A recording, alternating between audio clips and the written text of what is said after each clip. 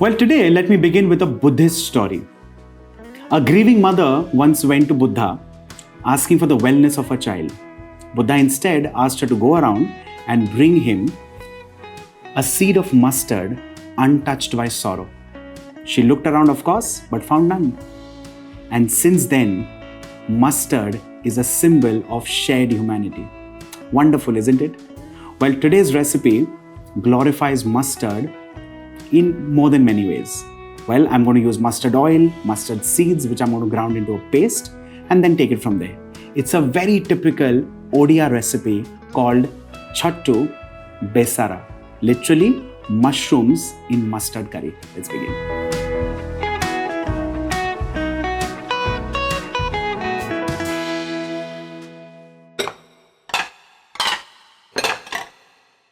Like I said, it's an Odia recipe called Besara, which is a very typical mustard gravy. Extremely wonderful home style, not at all pungent. For the ones who've never tried mustard before, you can begin with this recipe. Let's begin with lighting the flame, of course, and pan-searing mushrooms. Now, these mushrooms are also different, but let me come to that. For this recipe, I'm using Shimeji mushrooms, which closest come to the paddy straw, snipping the bottoms off and washing the rest, ready to use. Well, I've used Shimeji in this recipe. The original recipe calls for paddy straw. Paddy straw is the third most consumed mushroom in the world.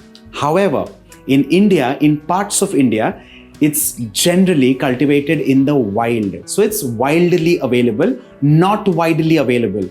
Once the pan heats up, first thing that goes in, of course, is the mustard oil. And this one is to literally pan fry the mushrooms in this case.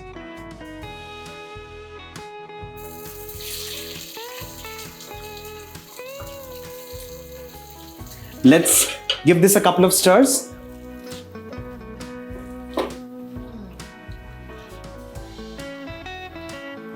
We keep this aside and then move on to making the gravy base for the Besara.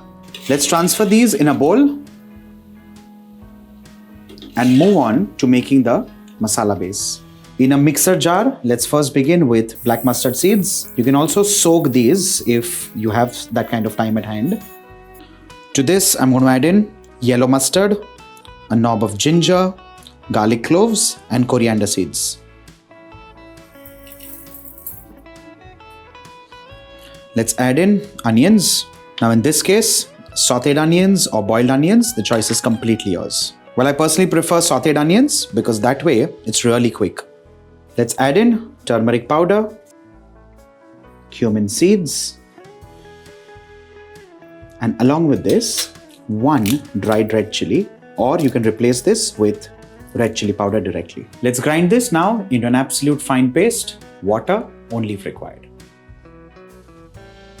Like I said about mustard seeds and mustard oil, let me illustrate a little more. Mustard seeds available in 3 different colors, yellow, brown, and black, in 2 different sizes, extremely tiny and the big plump ones. Now, a combination of these 3 seeds could be used to make mustard oil, which is literally known as kachi ghani tel because it has that little pungency.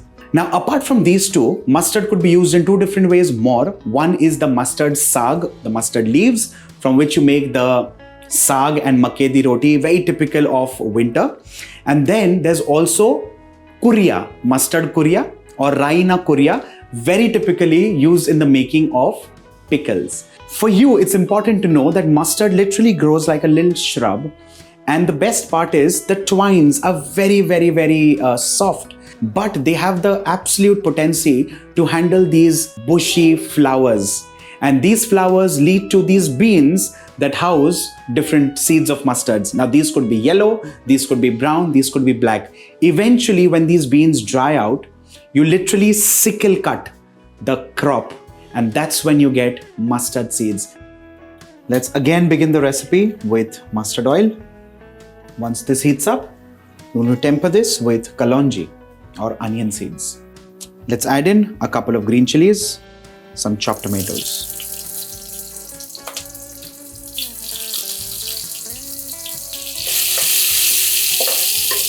Time to add in the mustard paste.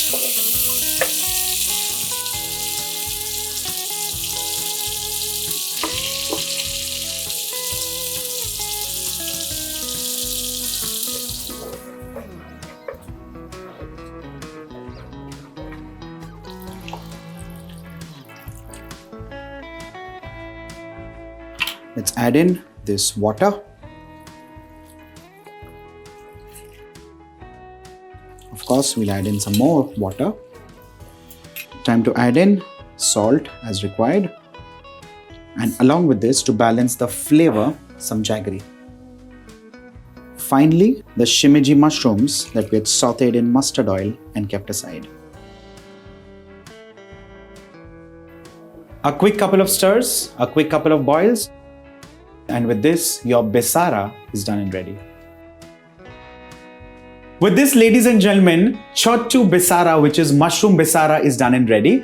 But this can be made in another very interesting way called the Sag Besara, which is amaranth cooked very similarly. I'll leave that recipe to some other day. I do not want to leave it to your imagination, but this goes wonderfully well with rice. This also, ladies and gentlemen, is part of the Chappan Bhog, which is made for Lord Jagannath. This is me, Varun Namdar, signing off on that note. Bye for now.